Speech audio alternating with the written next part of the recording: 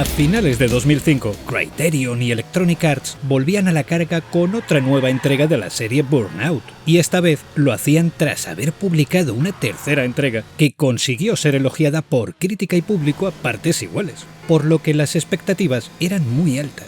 Como era de esperar, Revenge empezó a recibir puntuaciones notables y sobresalientes por parte de la prensa especializada, que hizo especial hincapié en dos factores determinantes: la sensación de velocidad, caos y destrucción que manifestaba el título, y la clara intención de Criterion en no conformarse con replicar lo ya visto en Burnout 3. Y es que Revenge iba un paso más allá en relación a lo planteado en su tercera entrega. Si bien los takedowns y los burnouts seguían siendo el alma y la principal mecánica del juego, ahora la destrucción también se aplicaba al tráfico que se encontraba en nuestra dirección y al que podíamos embestir para obtener recargas de turbo o para que colisionase contra nuestros rivales, de tal modo que se transformaba en un nuevo tipo de takedown. Esto, de primeras, hacía que el título se sintiese muchísimo más brutal y más salvaje, porque sumado a la cantidad de vehículos que el motor gráfico lograba poner en pantalla, algo realmente excepcional, se conseguía dibujar un espectáculo pocas veces visto en un juego de conducción, con decenas de coches volando por los aires o impactando unos contra otros y generando accidentes en cadena. El caos hecho arte. La regla era que podías impactar contra cualquier vehículo pequeño o mediano que circulase en tu dirección, ya que si impactabas contra un camión o contra cualquier otro vehículo en contradirección, los daños los sufrías tú. Debido a este nuevo caos en juego y a que los participantes de la inteligencia artificial eran también más frenéticos y más impulsivos o irracionales, lo que en Burnout 3 era más táctico y controlable, en esta nueva entrega se volvía más imprevisible, factor que no a todo el mundo convenció al 100% y motivo por el cual a muchos jugadores les gustó más Burnout 3. Digamos que Revenge proporcionaba un tipo de juego en el que ese caos podía llegar a jugar en tu contra, añadiendo también que en esta entrega los takedowns eran más difíciles de realizar con según qué vehículo. En mi opinión, fue el precio a pagar por implementar ese baile caótico en pantalla, y resultaba igual de genial que en su anterior entrega, pero cambiaba las reglas, y esto gustó más o menos según preferencias de cada uno. Pero centrémonos en el resto de novedades de la entrega. Para empezar, y gracias a la destrucción del tráfico, se incluyó un modo, ataque de tráfico, que consistía en intentar destruir todos los vehículos posibles que circulaban por el circuito para aumentar el tiempo límite y lograr llegar a meta. Posiblemente fuese el modo más emocionante y distintivo que incluyó el título. Por otra parte, los takedowns recibieron la posibilidad de poder realizarse aterrizando sobre un rival tras un salto, lanzando vehículos del tráfico a los participantes o incluyendo en los circuitos nuevos takedowns distintivos, que podían pasar por lanzar a un rival por un puente o hacerlo estrellarse contra unas columnas, muchos y muy variados. En este aspecto, se potenciaron las venganzas contra rivales y se incluyó también un nuevo modo de takedown con rompechoques, que solo estaba disponible en determinadas pruebas y que nos permitía hacer reventar nuestro vehículo tras colisionar, haciendo que la onda expansiva pudiese dañar a tráfico y a rivales por igual. Junto a esta opción, añadir que ahora, tras ser destrozados, contábamos con margen para mover nuestro vehículo hasta que se detuviese del todo, haciendo que nos convirtiésemos en amenazas mayores. El modo Crash, que volvió con muchas más pruebas y algo más afinado que en la tercera entrega, también hizo uso de este rompechoques, motivo por el cual ahora, tras colisionar en este modo y empezar a generar accidentes, una barra se rellenaba hasta permitirnos emplearlo, momento en el cual explotábamos y sucedía un espectáculo brutal. Decir que podíamos llegar a encadenar varios de estos rompechoques y liar la de Dios es Cristo.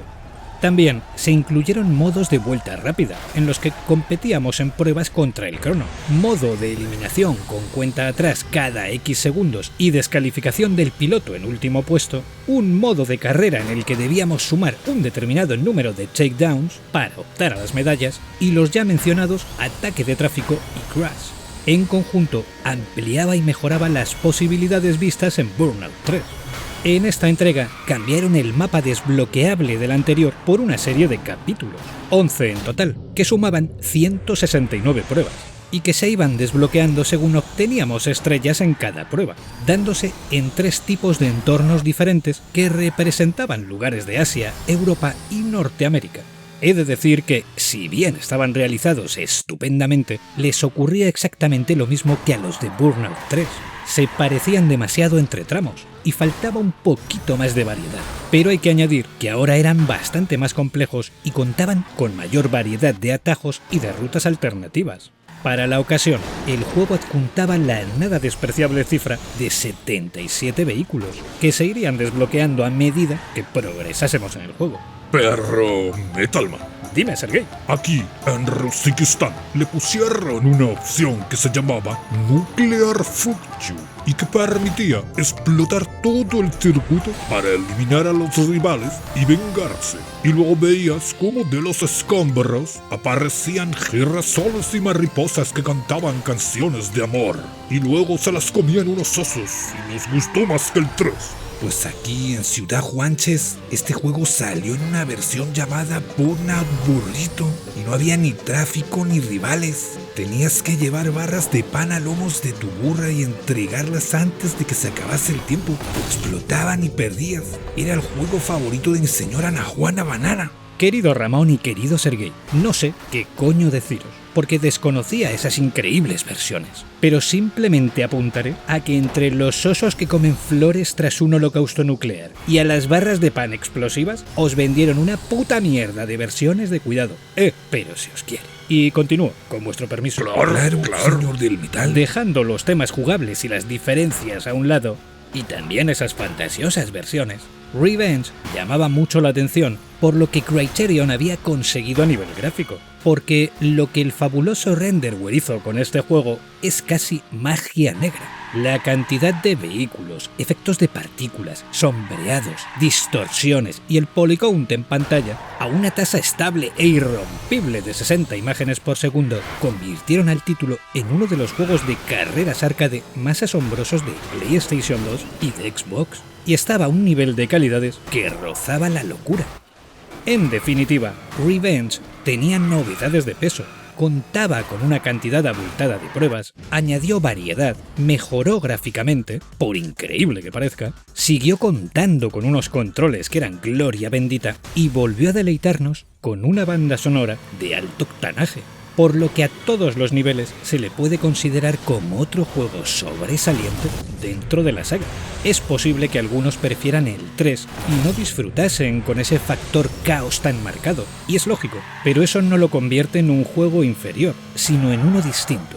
Si a mí me preguntáis, esta entrega es mi favorita, porque me agrada esa locura explosiva que también dibuja el juego. En 2006, Electronic Arts lanzó una versión mejorada para Xbox 360, que contaba con algunas pruebas extra en el modo Crash, implementaba algún vehículo exclusivo y se presentaba con mayor resolución, mejores texturas y modelados y efectos mucho más avanzados.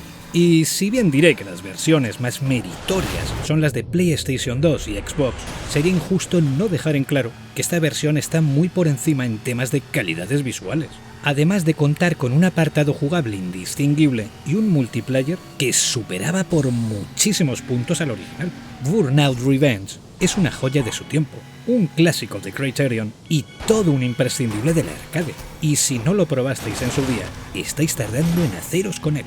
Pero, señor del metal, Dime, Ramón. entonces, ¿qué versión nos recomienda para comprar? ¿La de la PlayStation 2 o la de la Xbox 360? Pues, a ver, ninguna va a ser tan buena como la versión de Rusikistán o como Burnout Burrito, ¿sabes, no? Pero dejando estas a un lado, cualquiera vale lo que cuesta. Lo que hay que tener en cuenta es que la versión de Xbox 360 es retrocompatible con Xbox One y Series, por lo que diría que a día de hoy esto supone algunas ventajas, pero es que la de PlayStation 2 es increíble igualmente y tiene un mérito que no cabe dentro del DVD. Eso y nada es lo mismo, Lord Satánico del metal y de los infiernos.